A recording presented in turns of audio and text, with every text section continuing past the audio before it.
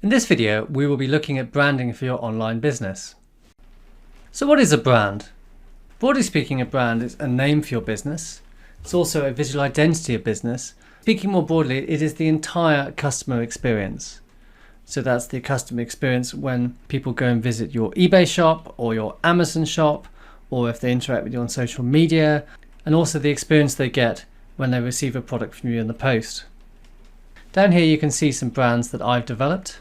This is Hello Baby, which is the brand under which I sell preschool products. Obviously that brand has something about what we're selling in it, baby and newness. Perfect Pets is my pet store.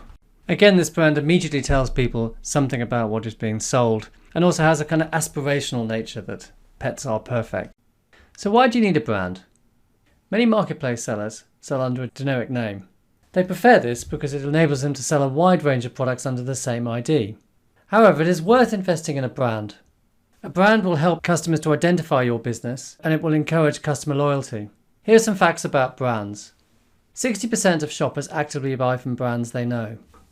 21% purchase products because they like the brand. A brand can also be a unifying factor across different channels. So if you're selling on eBay and Amazon on your own website, it can be a factor that brings all these different channels together under one umbrella. So let's look at an example of two different brands on eBay. The first one is a generic brand, 247 Shop. As you can tell, they haven't spent a lot of time or money on their logo. They also sell a great range of different products, everything from books to electronics to DIY. We click on a listing. They just have a plain text listing which doesn't really bring out the features of the product. Now if we look at a different site, this is the Hello Baby Direct eBay store, which is one of my stores. You can see that we have a bespoke banner. We also have our logo here on the left. It sells really only one type of product, so it's the kind of place that people can go back to if they want to try and find more of the same kind of product. We click on a listing. You can see we've spent time to create a branded experience in the eBay description. So the first store we saw is not the kind of place that people would return back to find particular types of products. Not very memorable. This one I'd like to think is a much more memorable experience which people would come back to if they were looking to buy the same kind of product again. So some things to think about when developing your brand. If your brand does not connect with your audience, then it will not help you achieve your goals. Good branding means increased awareness, recognition, trust, and ultimately more sales. So when you're developing your brand, you need to ask yourself who your target audience is, what products are you selling, what is your product niche, and what makes you unique. And you should try and reflect that in your brand. Some tips for choosing your brand. Make sure that your brand is distinctive. If it is the same as lots of other brands, it is going to be very hard to find.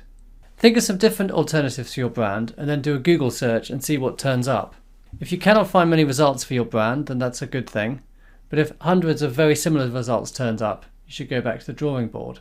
Make sure it is easy to spell and to say. If you have a brand that people find difficult to remember or difficult to write down when they're told it, that is not going to help with your word of mouth sales. Make sure that your brand is available across multiple channels. So do a search for a URL and a search for the eBay ID and the Amazon ID and whatever channels you want to sell on. Try and choose something which has a broad range of availability. Do not fall into the trap of choosing a brand which is similar to popular sellers.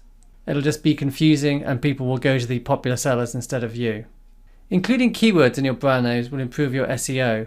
This is for two reasons. Firstly, it'll associate your brand with keywords related to the products that you're selling.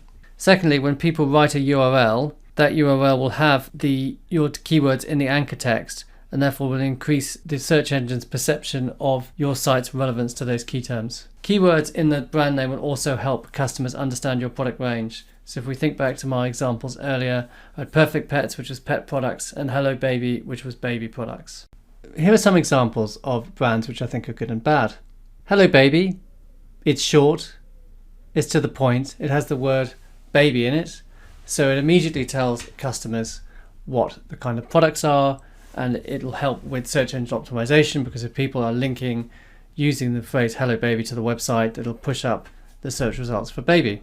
Similarly with Perfect Pets, it is a pet store and it has the word pet in the title. Similarly for Elite Home Fitness, Cycle Warehouse, they're easy to say and they tell the customer something about what is being sold. Now moving on to the ones I think are not so good. Enfant terrible. It sounds cool, but it's hard to say and hard to remember. Perfect pets. Hard to say, and also, how do you spell it? Is it perfect pets? Is it perfect pets? As in perfect pets? Or has it got 1 R or 2 R's? It could easily be got wrong. Finally, auctioning for you. Is it a number 4? Is it the word for? Is the U, is that YOU or U? Very easy to get wrong. And every time someone types in the wrong URL or the wrong eBay ID and they find someone else instead of you, it's a lost sale. When developing your visual identity, it is always best to employ a professional designer. This need not be expensive, and there are sites such as Upwork, Fiverr and People Per Hour in the UK where design work can be found very inexpensively. You can get a logo for as little as £50 or dollars. So finally, is an example I've used for creating a brand across multiple channels.